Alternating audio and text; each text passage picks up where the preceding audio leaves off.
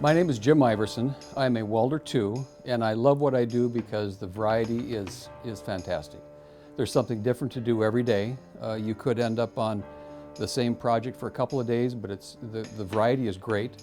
It's a good atmosphere. It's a dangerous atmosphere. It's loud. It's dirty. You've got to be careful what you're doing, but it's rewarding, and it's a good group of people to work with. A welder 2, so it goes welder 1, welder 2, welder 3, and different requirements for every position. So a welder 2 will take raw material that's been cut in the saw or plasma cut. You'll get a variety of raw material from beams to columns to bent plate to angles. You have to clean it up, and then you have to read the blueprints and tack it all together the way it should be, and then it's quality checked for dimension before you're allowed to weld it. I like, now today I'm doing something that's very easy. Tomorrow could be something that's very complex. It's just a good variety.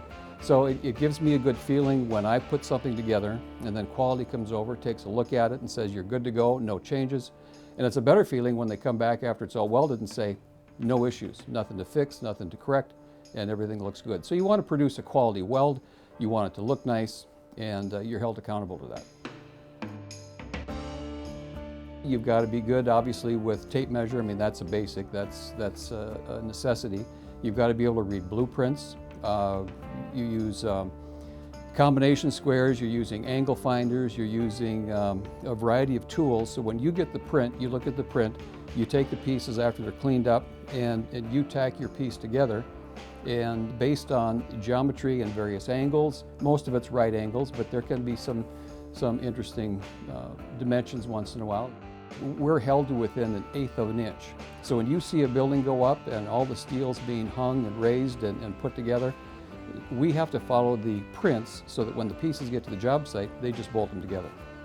So it's critical that the pieces fit, and that's the reason that quality comes over and checks for dimension first off, and then after they're all tacked up and he approves that, then you can weld it, and then that's checked again. So it's quite a bit to it. I went to a local school, spent 4 months there, and the wire, the flux core, the stick on plate, and then the stick on pipe, and the TIG, all are different courses, but totaled 16 weeks. And so you have to get through them, you have to pass all your classwork, you have to submit weld samples every day, and they're graded. And it was just, it was a lot of fun. I took it seriously. I love the book end of it. I love all the theory behind what you're doing to the steel. It's not just going out and laying a bead down. You have to know why you're doing it, what the different work angles, electrode angles, the different speeds, the different current settings, the different voltage settings. You have to understand what's happening when you're applying that to your project. And I really enjoyed that part of it, and so it felt good graduating there, and that started my welding career.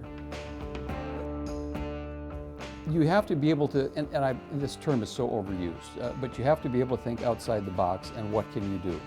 If you're good mechanically and you enjoy welding or think you might enjoy welding, the school I went to in town here, they'll give you a tour, they'll sit down and talk to you about what it's like. They might bring you to a job site like this or a production facility like this so you can actually see what it's about before you ever decide to get into it.